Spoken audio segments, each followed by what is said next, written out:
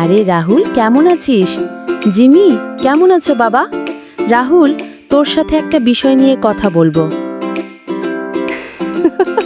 আরে রাহুল, পরিবেশ বিজ্ঞান প্রজেক্টের টপিক ঠিক করেছো? হ্যাঁ, আমি ঠিক করেছি। পানি দূষণ নিয়ে করব। খুব গুরুত্বপূর্ণ একটা বিষয়। তুই? বাহ, আমিও একই বিষয় নিতে চাচ্ছিলাম। তাহলে চল দুজন মিলে কাজ করি। আগে বলতো, পানি আসলে দূষিত হয় কিভাবে? পানি দূষণের অনেক কারণ আছে। যেমন কলকারখানার বর্জ্য পানি সরাসরি নদী বা খালে ফেলা হয়। রাসায়নিক সার ও কীটনাশক জমি থেকে ধুয়ে পানি উৎসে মিশে যায়। পচনশীল আবর্জনা, প্লাস্টিক, তেল এসবও পানিকে দূষিত করে।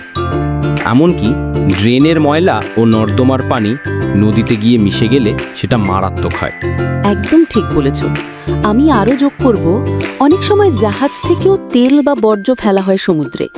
সেটা সামুদ্রিক জীবনের জন্য ভীষণ ক্ষতিকর। ঠিক বলেছ। এখন বলো তো, দূষিত পানির প্রকার কয়টি? দূষিত পানির সাধারণত 3 ধরনের ভাগ করা যায়। ভৌত দূষণ, পানির রং, স্বাদ বা গন্ধ পরিবর্তন হয়ে যায়। রাসায়নিক দূষণ, এতে বিষাক্ত কেমিক্যাল থাকে, যেমন পারদ, আর্সেনিক ইত্যাদি। আর জৈব দূষণ, জীবাণু, ব্যাকটেরিয়া, ভাইরাস ইত্যাদি থাকে দূষিত পানিতে। হ্যাঁ, এই দূষণই অনেক রোগের কারণ হয়, যেমন ডায়রিয়া, টাইফয়েড, হেপাটাইটিস ইত্যাদি। আর এই জন্যই তো আমাদের বিশুদ্ধ পানি পান করা দরকার।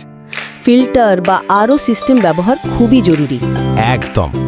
আমাদের উচিত সবাইকে সচেতন করা, যেন কেউ জলাশয় বা নদী দূষণ না করে।